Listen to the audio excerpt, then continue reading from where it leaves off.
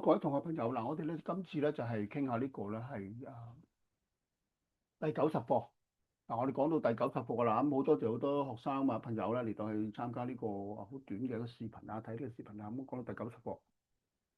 咁呢啲嘢全部都好有用嘅，對於你考牌啦、工程師嘅考牌啦，或者你見工啦，或者咧你係考升級試啊，都係一樣嘅啫。方法俾你好。咁然後落嚟，我問呢個問題咧，其實就好呢個問題咧，就好多人問嘅。啊，咁首先我哋講之前咧，首先都係介紹我哋學校，等你知道啦嚇。我哋香港知識工程學院，我哋1992年開始咧係成立嘅。誒呢度真係加翻99年㗎喎，係嘛？係咯，上網加翻1992年喺度先啊，係啦。咁等你知道你1992年開始，OK 好。咁無論你係想考一個英國特許工程師啦，或者係香港嘅本地嘅一個註冊工程師啦，或者專業工程師啦，你都可以用我哋呢個方法。咁而家我哋講到咧第6集啊，所有嘅 period。咁咧其實第七集嗰個仲精彩啊，我講埋先啊。第7集咧，我哋會講咩咧？主要嚟講咧係一啲叫做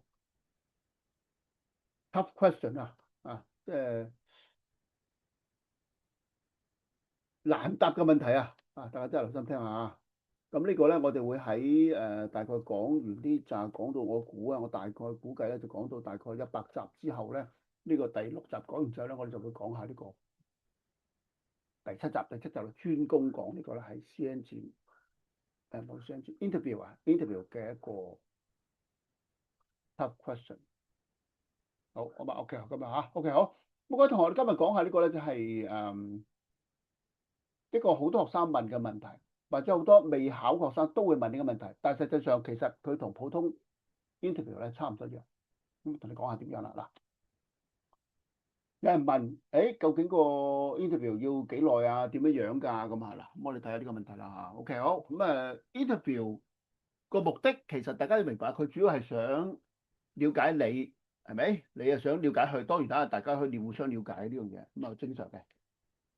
但係 interview 亦都個目的就係佢想你喺 interview 嘅時候咧，係俾你講出你嘅一啲重點啊，或者你重要嘅嘢啦，係嘛？因為最緊要係同埋你適唔適合，最緊要係咪啊？適唔適合？等你見工一樣啫，你係咪適合咧？咁好咁啊，行為優先我整講俾你聽係點樣啦嚇。咁啊，第一時咧你要知道咧，就係 interview 咧個流程咧，通常咧都以45分鐘至60分鐘為準嘅。當然有啲可能會少啲但係機會好微。一般嚟講咧，都喺45分鐘至60分鐘咧，係一個 norm 嚟㗎，標準嚟㗎。OK，咁無論你係去見工或者考牌，或者你係考升級試都好咧，通常咧正常嚟講即係唔正常當然好多咁正常嚟講咧，可能咧會有一個咧係5至15分鐘嘅 presentation，或者咧係佢會問你一啲你工作做啲咩嘢㗎？你日常嘅嘢係乜嘢？同邊人見？咁簡單但係最簡單就係、如果用一個考牌嚟講咧，就係、一個PowerPoint 嘅 presentation，PPT 點解？因為咧以前有講過個 PowerPoint presentation 咧喺考牌嚟講咧，就係俾你5至15分鐘講咧，就等你可以係warm up 自己啦，係嘛？等你唔使咁驚咧，同埋咧就係咁嗰個 interviewer 咧都可以了解你嘅嘢嘛，因為你解釋俾佢聽你做啲咩工作啊，你個專長喺邊度咁想樣啦 OK 好。咁呢15分鐘裏邊咧，其實就係第一步。第二步咧就係喺後邊咧呢個 presentation 完咗之後咧，大概喺30分鐘咧至到45分鐘度咧，咁呢個通常咧就係佢問問題啦，即係開始咧就係問你一啲比較了解你多啲嘅嘢咁之類。因為你呢度你講啫，咁有輪到佢講啦，係咪？佢講大概30至45分鐘到啦。咁視乎你前邊係幾多，咁後邊咧亦都會視乎幾多啦。因為咧佢盡量希望咧喺1個鐘頭裏邊講完。因為點解咧？其實 interview 咧係個好嘥時間、好嘥人力物力嘅工作嚟嘅。因為你諗下2個人坐喺度，你又坐喺度，咁好多人一個鐘幾多錢啊？係咪咁？所以好平，咁所以佢一定要咧好有效，同埋咧係好有技術性可以咁講啦。咁當然有啲 interview 係比較 young 啲嘅，冇辦法。亦都有啲 interview 咧，佢係冇受過一個正式訓練嘅。我意思即係話唔係佢學會冇俾個訓練佢喎，而係佢冇正式受過呢個咧 interview 嘅訓練啊。嗱，譬如咩情況咧？我哋以前講過就係通常咧，你喺你做 presentation 嘅時候咧，佢 interrupt 你，咁呢個係一個唔係咁好嘅 practice。因為點解喺 interview 裏邊咧，學生可能好驚啦，係咪？你目的要俾佢 warm up 同埋俾佢唔使咁驚啊，所以其實俾佢講晒先啊，最好就俾佢講晒先。咁所以我講過以前咧，我可以開一個課程專係教啲 interviewer 咧點樣 interview。咁但係再講翻呢個情況先啦。咁正式嚟講咧，後邊就有34分鐘係問一啲問題啦，question time 我哋叫做係咪？我講咗呢個先，就再話俾你聽每個裏邊有啲咩特色。question time 咁另外咧就係或者 Q&A 你叫做係咪？咁最後大概有5分鐘到咧，通常都唔會多過5分鐘咧。佢就問你啦，你呢個 interviewee 你有冇嘢問題想問我哋呢個 interviewers 咁或者呢個 panel 係咪咁講啊？通常咧你見到咧15分鐘，如果加你40分鐘，已差唔多60分鐘啦。咁當然佢有陣時未足用得唔晒，咁剩翻5分鐘就係俾你問嘢嘅。嗱，即係俾你 Q&A 啦，調翻轉你嘅 Q&A 啦。正式嚟講一定咁嘅，有經驗嘅 interviewer 都會咁樣做法。因為點解？佢第一件事俾頭先講咧，俾你 warm up，同埋俾佢想了解你做啲咩嘢嘛啊。咁你喺呢個階段裏邊咧，其實我哋係有一個好重要嘅技術，話俾你聽點樣做啊。呢15分鐘咧，我哋要搶分嘅。其實雖然佢冇問你嘢啦，咁當然佢可能會問你問題，問你問題照答咯。咁剩翻呢3、4分鐘咧，就主要問題咧，多數咧就係一啲 technical 嘅 question，我哋叫 TQ 係咪 technical question，技術性嘅。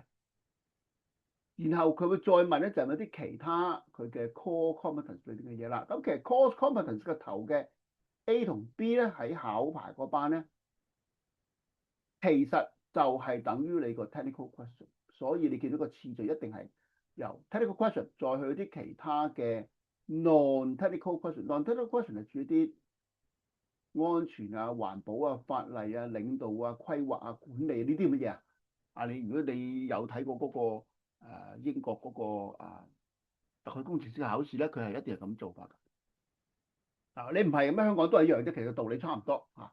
一定首先問咗你啲技術性嘅嘢，咁然後咧就係問你啲係非技術性嘅嘢，睇下你嘅啲其他嘅 skill 點樣樣。咁最後咧，咁呢度咧我哋要留意啦，我哋後都有個特別嘅方法教你點去答題目嘅。但係主要嚟講咧就係你跟翻佢嘅所謂佢個 core competence，佢問乜你咪答乜啦，好簡單啫，係咪？咁但係咧有啲技巧，我哋喺第 part 7第101條開始，我哋就會講下一啲 tough question 點樣回答。好啦，咁呢度你要留意就係你搶分就係呢個位咧，簡單地得唔得？搶分就要喺呢個位啦，因為喺呢個階段咧，其實佢係 assess 緊你嗰個 technical ability 同埋一啲其他嘅 non-technical 嘅 ability 啊嘛，所以叫 core competence 啦，係咪？再講一次，個 core competence 咧其實係已經包含咗你 technical 嘅嘢嘅。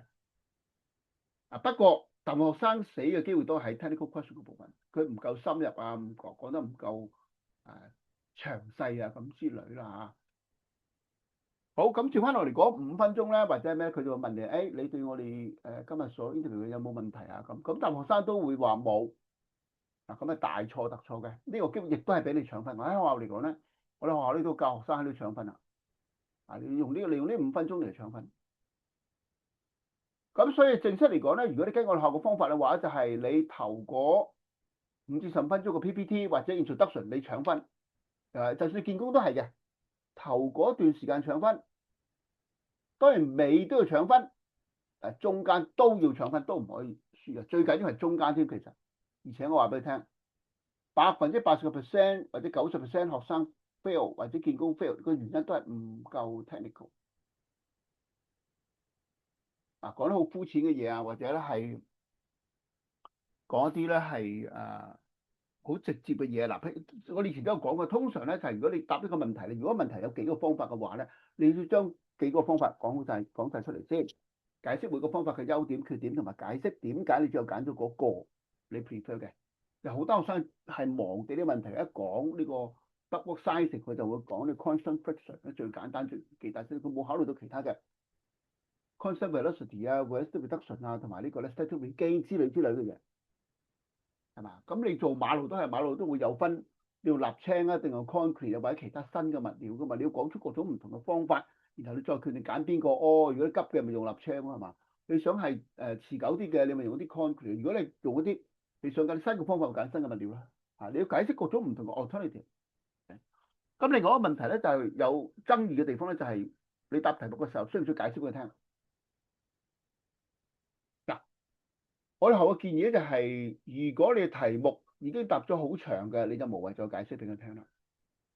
點解？因為每一個題目大概係有一個指定時間，因為你60分鐘啊嘛。咁如果你舉個例，你17條題目嘅話，你每條咧3分鐘或者2分鐘，咁你已經去咗差唔多51分鐘啦。你遠超過佢嘅30至45分鐘啊，係咪啊？咁所以咧，盡量就我哋係會教你，盡量就唔好解釋，除非佢問你，或者嗰個情況好特別，你係真係要解釋嘅，咁你咪解釋咯。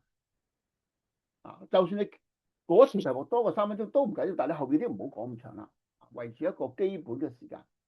好嗱，我哋講咗咁多啦嚇，咁好多人會想抄我嘅呢個嚇，我哋冇呢個字。咁如果有問題，學生揾我哋得㗎啦，得唔得？嗱，我講咗你停一停先嚇。咁最後都有啲技巧先解釋過你講啲乜嘢令到你可以喺最後搶分咧。咁講前面係講咩嘢令到你搶分咧？我哋學獨有嘅技術，以及咧中間你點樣可以咧令到你搶分亦都搶高啲？點解大家答個題目佢個分數高啲，佢合格，你分數唔高唔合格咧？就因為咧你可能冇留意到嗰個 interview 嘅技巧，即係我哋成日講咧，打籃球打籃球規則，踢波有踢波規則，你跟規則做先得，好嘛？嗱，呢度講咗咁多先啦，真係唔好意思對唔住啊。咁如果你有問題嘅，你就打翻我哋呢個學校嘅 WhatsApp 睇翻呢個位置嗱。我哋香港建築工程院，我多得關。咁我哋學校嘅 WhatsApp 咧係加85226286900。如果你唔明嘅，你可以 WhatsApp 我哋。你覺得唔好意思嘅，你都係 WhatsApp 我哋啦。有需要先打我哋啦嚇，6286900打電話都得嘅。不論你係想講工程師考牌，或者你見工，或者係你升級試，只要工程嘅，你揾我就 OK 啦，得唔得？好，我講到呢度停一停，多謝你啊。咁記得我間學校最穩陣噶啦。我講咁多嘢都唔及咧，你 WhatsApp 俾我哋，我哋答你讀，會逐個逐個咧係單對單咁答你，好吧？OK，咁多謝各位同學，拜拜，謝謝。